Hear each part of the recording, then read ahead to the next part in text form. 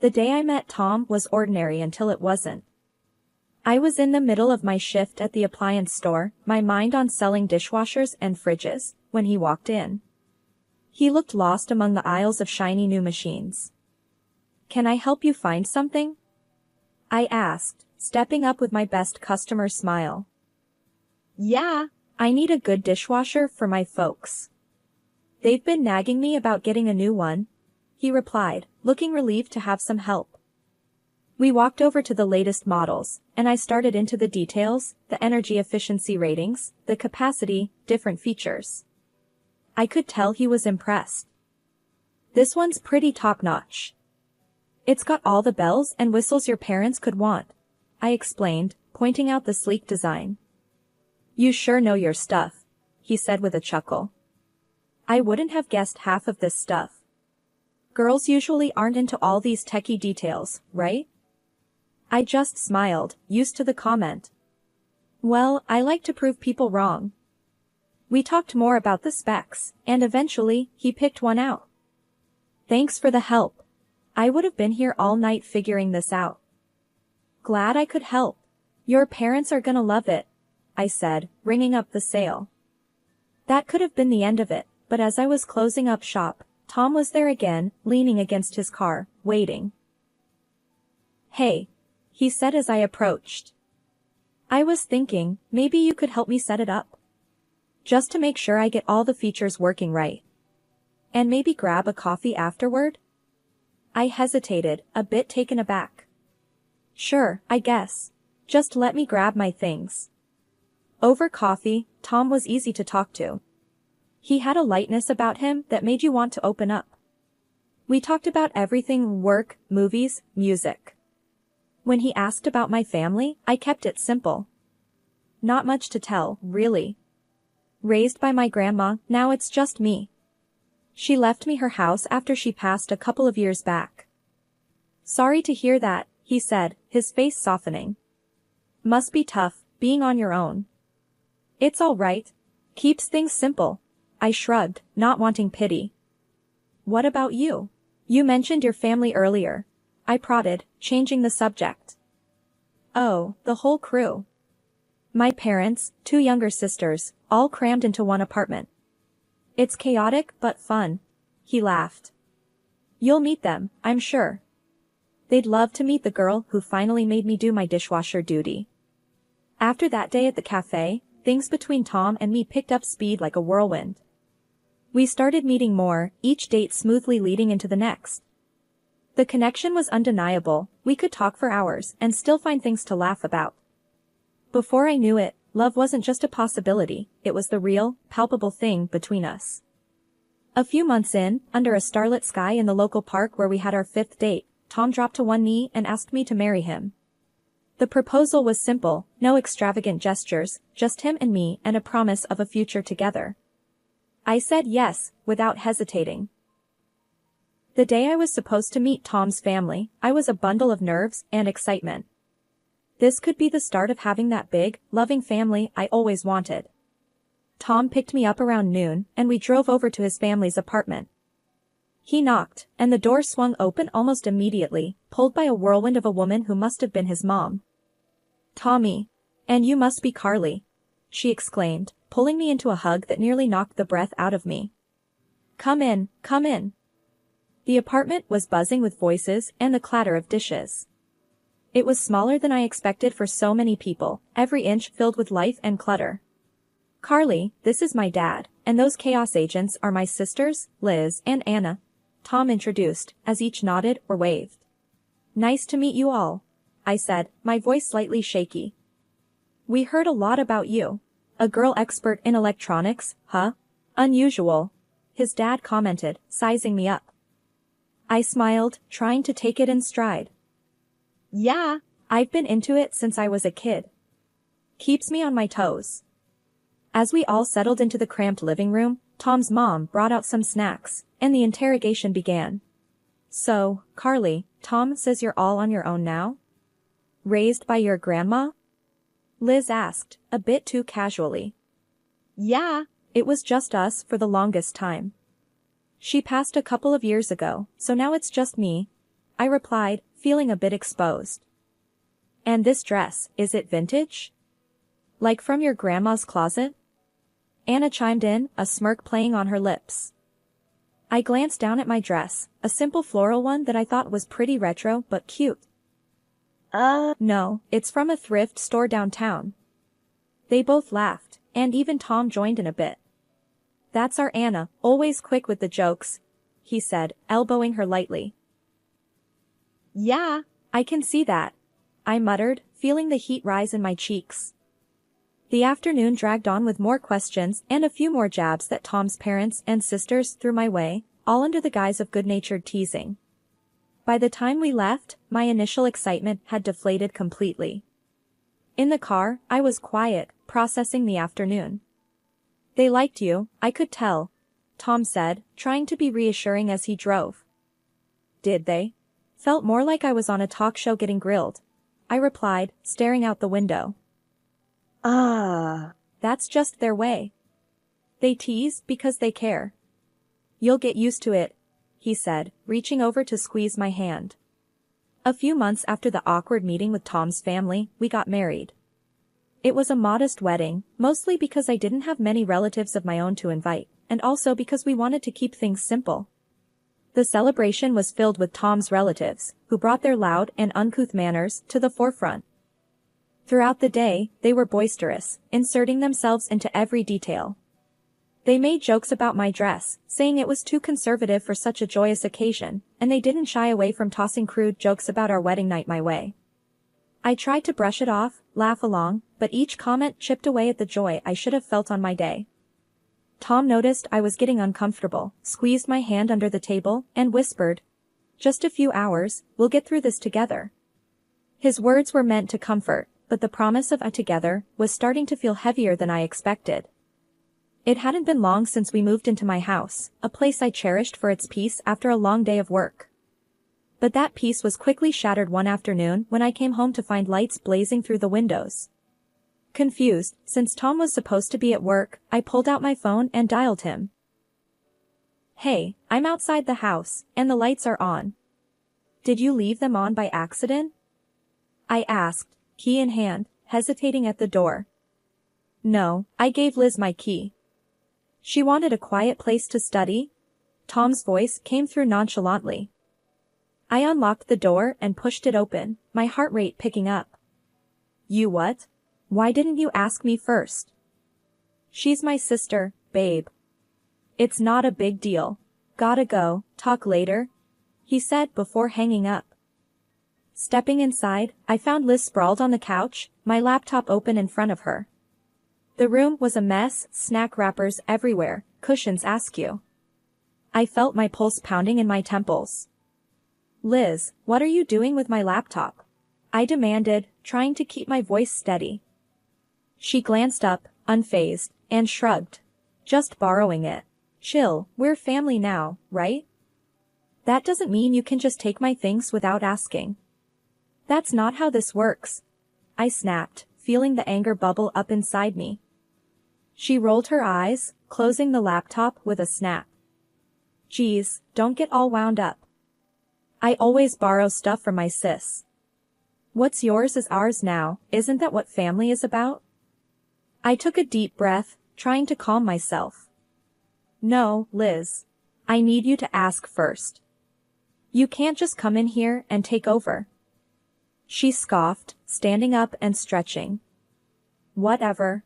Tom said it was cool, so maybe you two should sort that out." She brushed past me, her dismissal clear. I picked up my laptop, my hands shaking.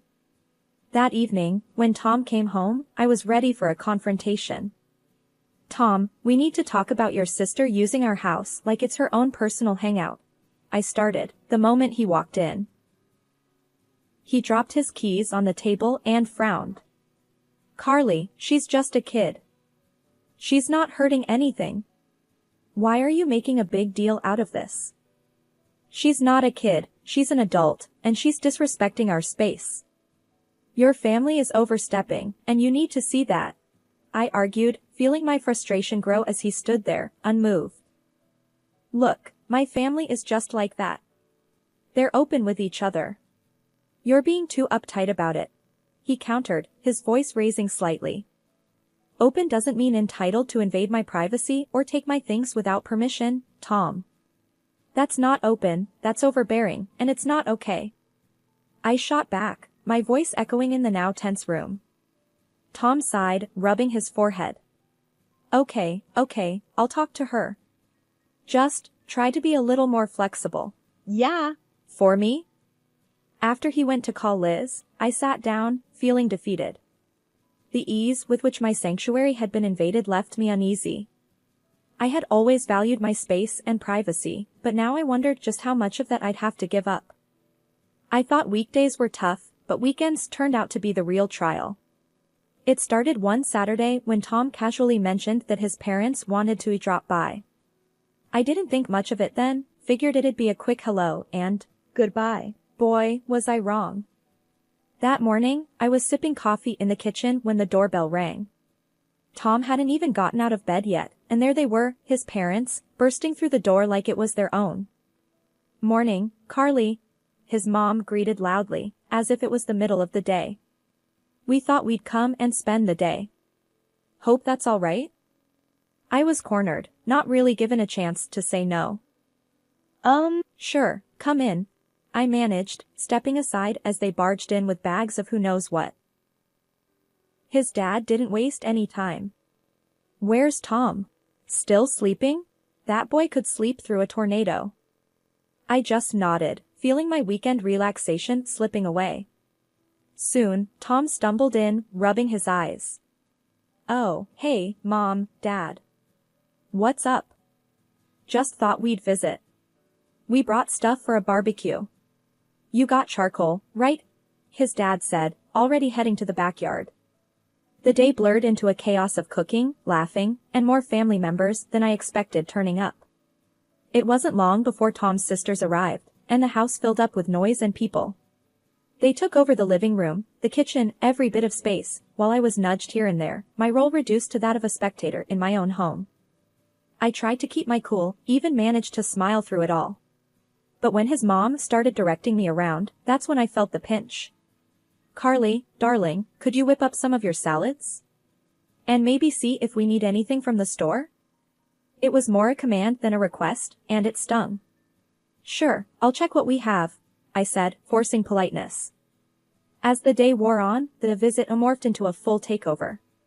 They sprawled out, watched my TV, changed the settings, ate my food, and left dishes everywhere. It felt more like an invasion than a family gathering. By evening, I was exhausted, physically and emotionally. I found Tom in the midst of it all, laughing and sharing stories. Pulling him aside, I hissed, "Can we talk?" "What's up?" He looked puzzled, clearly oblivious to my growing frustration. "This can't happen every weekend," I said flatly. "Your family takes over the house like it's theirs, and I feel pushed out." "It's too much, Tom." He looked taken aback, then defensive. "They're just enjoying themselves, Carly. It's what families do." "You're overreacting." "Overreacting? Tom, there's respecting family, and then there's this, disrespecting our space. Can't you see the difference?" My voice was rising, tension tightening my throat. He didn't respond, just nodded slowly, looking more at the floor than at me. The rest of the evening I moved through the motions, cleaning up after his family, feeling more like a maid than a wife or even a guest at this wild family circus. They finally left late in the evening, leaving behind a mess and a silence that felt both heavy and relieving. As I looked around at the clutter and chaos, I wondered how many more weekends I could handle this, how many more invasions of my privacy I could endure before something had to give. Every day, the behavior of Tom's relatives grew more arrogant and defiant. They began to insult me openly, making snide remarks about everything from my cooking to my choice of clothes, and laughing off my frustrations as if I were the family joke. Tom, instead of defending me, often joined in, laughing along with their hurtful jabs. This constant disrespect and belittlement became too much to bear. After one particularly harsh comment from his sister that Tom laughed at, I couldn't hold back anymore. We had a blazing row that night, where I told him I felt more like an intruder in my own home than his wife. That was the last straw. Hurt and angry, I packed a small bag and moved into the spare room, locking the door behind me. I was jolted awake early Saturday morning by the sound of my bedroom door creaking open. Groggy and disoriented, I squinted through the dim light to see Tom's parents shuffling around my room, peeking into my closet, inspecting my furniture. After the quarrel with Tom, I'd been sleeping here alone, finding some solace in the little privacy I had left. "What are you doing in here?" I snapped, pulling the sheets tighter around me as I sat up. "Oh, just checking out the room," Tom's mom chirped, not a hint of shame in her voice. "This is the best room in the house, you know." His dad nodded, poking his head through my curtains. "Yep, from today, we're thinking this will be ours. It's the most comfortable and beautiful in the house, after all." My mouth fell open. "What? No, you can't just decide that." They both laughed, as if I'd told a good joke. "Well, it's settled. We're moving in here. Gave our apartment to Liz," his mom added, as though it was the most natural thing in the world. I threw off my covers and marched straight to Tom, finding him in the kitchen, sipping coffee. "Tom, we need to talk. Now. Your parents can't just take over my room. This has gone too far." Tom looked up, his expression unreadable. "Carly, they need a place to stay. It's family. They think this room will suit them best." "Suit them? It's my room, in my house," I protested, my voice rising. He shrugged, a casual dismissal that made my blood boil. "Look, why don't you move your stuff to the attic? We can fix it up, make it nice for you." I stared at him, stunned. "The attic? Really? That's what you think of me now?" "It's not like that, Carly. It's practical, is all," Tom said, his tone flat. His parents chimed in, agreeing. "Yes, dear, be reasonable. We're family. And tomorrow, we're off to the city for your sister-in-law's wedding. You'll have the whole week to get the room ready for us." The whole room spun around me as they spoke. My home, my sanctuary, was being stripped away, piece by piece, by the very people who were supposed to respect it. As soon as the front door closed behind Tom and his parents, the silence of the house felt like a heavy blanket had settled over me. I was alone, finally, but the weight of what had transpired sat thick in my chest. They were gone for the week, and the thought of them returning to claim my room, the best part of my sanctuary, made my stomach churn. I paced the living room back and forth, my thoughts racing. This wasn't just about them taking over my space, it was about respect, and it was clear I wasn't getting any. Every corner of the house reminded me of the dismissals, the laughter at my expense, and Tom's complacency. Enough is enough, I muttered to myself. The decision crystallized in my mind with a clarity that surprised even me. I wasn't going to be pushed around in my own home anymore. First things first, I needed to secure my house. I called a locksmith, explaining the urgency. I need all the locks changed. Today, if possible. The locksmith was understanding and promised to be there within the hour. As I waited, I gathered Tom's and his parents' belongings. It felt surreal, packing up their things like I was erasing their presence from my life. But with each item I placed into the boxes, I felt a bit more of my resolve hardening. By the time the locksmith arrived, I had piled everything neatly by the door. I explained what I needed, and as he worked, changing lock after lock, I felt the first true wave of relief wash over me. "Are you sure about this, ma'am? They won't be able to get back in?" the locksmith asked, a final confirmation before he finished. "I'm sure. Thank you," I replied, my voice steady. With the house secured, I stood outside, looking at the pile of their belongings. It was done. I'd taken the first real step towards reclaiming my life. But I knew this was just the beginning, there would be fallout. When they returned a week later, the confusion and anger on their faces as they found themselves locked out were exactly as I had anticipated. Tom was the first to react. "Carly, what the hell is this? Why are our things outside?"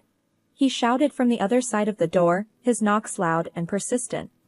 "This is my house, Tom. I told you, I'm done being disrespected." I shouted back, not opening the door. "You can't just lock us out. This is my home too, Carly." His voice cracked with a mix of anger and desperation. "It was my home before it was yours, and I'm taking it back. I suggest you take your things and leave before I call the police," I replied, stepping back from the door as his banging grew more frantic. There was a moment of silence, and I wondered if he'd left, but then he spoke again, his voice lower, almost pleading. "Carly, please. Let's talk about this. We can sort things out." "No, Tom. It's too late for talking. I've made my decision. Please, just go." The finality in my voice seemed to reach him, and the sounds from outside started to fade. They were taking their things. It was over. After a few days, my phone was bombarded with messages and calls from Tom. He was begging, saying anything to get me to let him back into the house. But it all just seemed like he was looking for convenience, not really about making amends. He missed the comfort, the space, not the respect and love that should have been the foundation of our marriage. One afternoon, while I was tidying up the remnants of what used to be our shared life, there was a loud knock at the door. I opened it to find Liz, Tom's younger sister, her face twisted in anger. "You've ruined everything," she yelled the moment I cracked the door open. "Because of you, we're all crammed back into that tiny apartment. I can't even have my boyfriend or friends over anymore." I stood there, door half open, feeling a mix of anger and pity. "Liz, this isn't my problem. You need to leave." She tried to say more, her words sharp and accusing, but I wasn't having any of it. I pointed firmly towards the street. "Go. Now. This is my home, and you have no right to come here and blame me for your issues." Liz huffed, mumbled something under her breath, and stormed off. I shut the door with a resounding thud, leaning against it as I let out a long sigh. It seemed like the chaos would never end. The real test came a few days later. I was walking home from the grocery store when I heard familiar voices calling out my name. It was Tom's parents, waiting for me at the end of the street. As soon as I was in earshot, they started hurling insults. "You selfish, stupid girl. Look what you've done to our family," his mom shouted, her finger wagging in my face. "You think you're better than us, keeping that house to yourself," his dad chimed in, his voice booming down the street. I stood there, groceries in hand. I did what I had to do for my own peace. "You should leave now," I said calmly, though my heart was racing. "That's right, you greedy." But before they could continue, my neighbor, Mr. Jacobs, who'd been trimming his hedge, stepped towards us. "Hey, that's enough. I won't have this shouting in our street. Leave her alone, or I'm calling the police." Tom's parents glanced at Mr. Jacobs, then back at me, and without another word, they turned and hurried away. I muttered a thanks to Mr. Jacobs, who gave me a supportive nod before returning to his hedge. After the divorce was finalized, I put Tom and his family firmly in the past. I heard through friends that they were back in their cramped apartment, squabbling constantly among themselves. Life after Tom was quieter, simpler. I reclaimed my house and my life, painting walls, changing furniture, making everything mine again. One sunny Saturday, I decided to throw myself into gardening, a hobby I'd neglected for too long. As I was pulling weeds and planting flowers, my neighbor, Mr. Jacobs, leaned over the fence. "Looks like you're making quite the change out here," he called out, a friendly twinkle in his eye. "Yeah, I figured it was time to spruce things up a bit. Make it feel like new," I replied, wiping sweat from my brow. "Need a hand? I've got some tools that might help," he offered. "Actually, that would be great. Thank you, Mr. Jacobs," I smiled, grateful not just for the tools but for the company.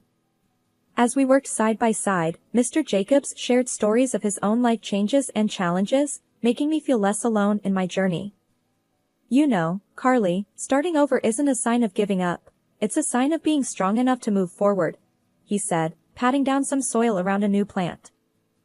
I nodded, feeling the truth of his words settle in. I'm starting to see that. It's tough, but I guess it's worth it. After Mr. Jacobs left, I sat on my porch, sipping tea, and really looked at my garden, my home. It was transforming, and so was I.